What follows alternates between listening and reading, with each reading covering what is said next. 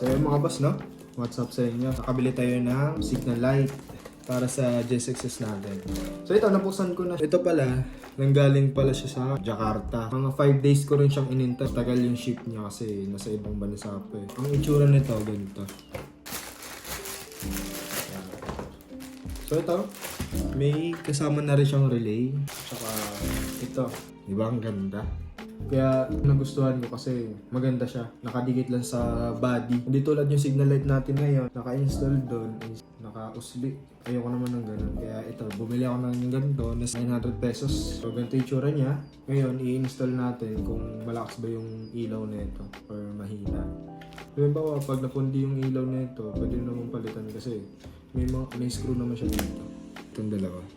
Just in case na mapundi, pwede natin palitan. Next, tank pad. Kasi yung tank pad natin nung nakaraan, hindi siya masyadong dumikit. Kaya pinalitan natin, tinanggal ko na rin yun. So ito ipapalit natin. Sana ito tumagal. Yung kasing una kong nabili, hindi siya tumagal. Kaya ito yung regalo sa akin. Ito yung wishlist ko nung Christmas party namin. So shout out sa Ma'am Isa at saka si Charlie. Ito, ilalagay natin ito sa tangke ng motor. Unahin natin, ito muna. Itong signal light. So tara, install natin. So ganun ulit ang gagawin natin. Baklasin ulit natin. So babaklasin ulit natin ito, tsaka ito. Pati itong upuan. Ito yung kinabit natin na signal light. So ito, papalitan ko na rin yan. Para dito na siya nakalagay. Tapos yung tornilyo niyan, bumili ako na mas mahaba. Kasi itong plate holder natin, para malagay natin. Baklasin ko muna isa-isa tapos isalpak na natin. So let's go.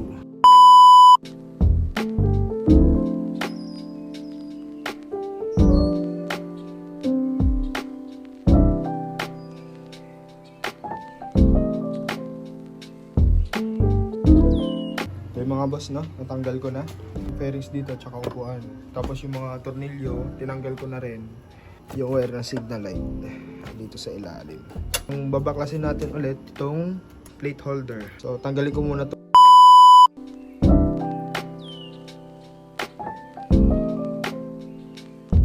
So yung mga boss, no? Natanggal na natin.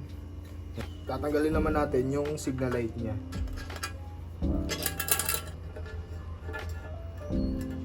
Itong signal light niya, dito siya nakalagay.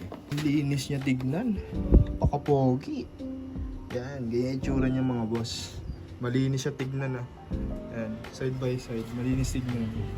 Tara, ikabit muna natin siya. So, ito yung problema natin.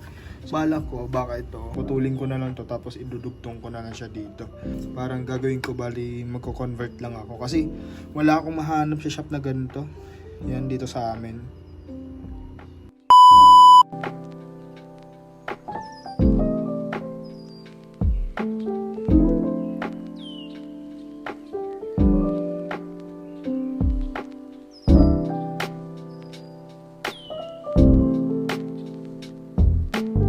So ayun mga boss, no? Sinalpak ko muna siya na hindi ko muna siya finix. Kinabit ko lang siya sa wire ng signal light sa socket niya. Ayan. I-try natin siya na kung gagana siya. Pinutin muna natin yung signal light. So ayun, tamang-tama. Kaliwa. Tapos next is kanan. So parang medyo mahina yung ilaw niya, no? So try natin hazard naman. Mas importante dyan gumagana. Tingnan natin mamayang gabi kung maliwanag yung signal light. Gagawin muna natin, i-fix muna natin itong mga wire na to bago natin isalpak. So yun, sinubukan ko lang naman kung gumagana o hindi.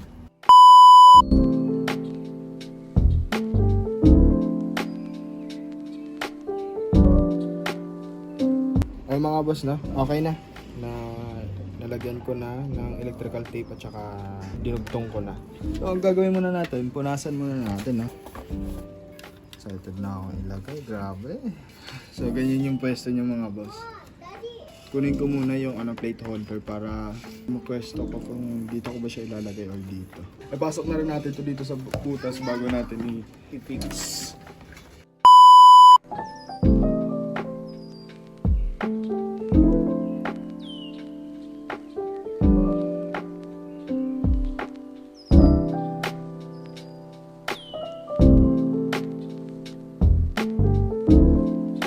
mga boss, no? Okay na siya.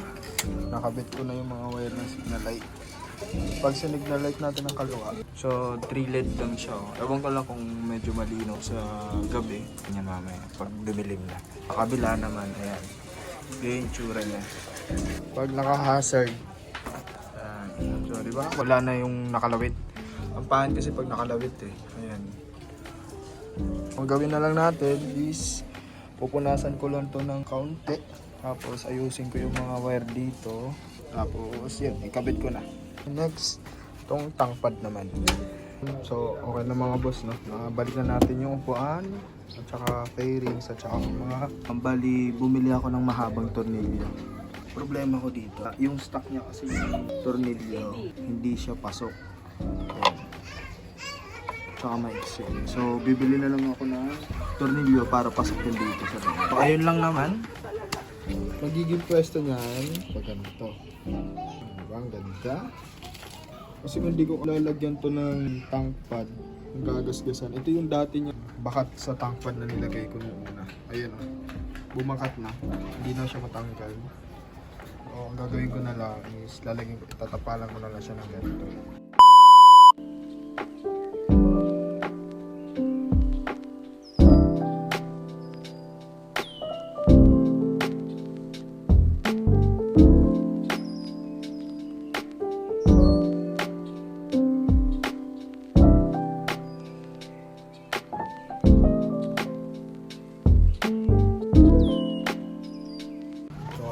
Kahit hindi masyadong pantay, medyo okay na. Ang kulang ko na lang is dito. Kaya hindi ko tinatanggal yung sticker kasi wala pa akong tangpad dito sa gilid. Habang wala pa, hindi ko muna tatanggal itong sticker. Okay na yan. Mamaya maghintay na lang tayo mamaya na magdilim para makita natin yung signal light kung maliwanag o hindi. So yung mga bossing, no, itry natin siya pag naka-hazard. Kaya itsura niya pag naka-hazard siya. Medyo hindi siya maliwanag, no?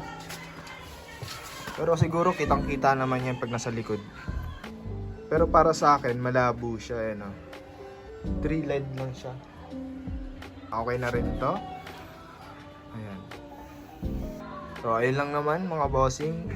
So, hanggang dito na lang. Peace out mga boss.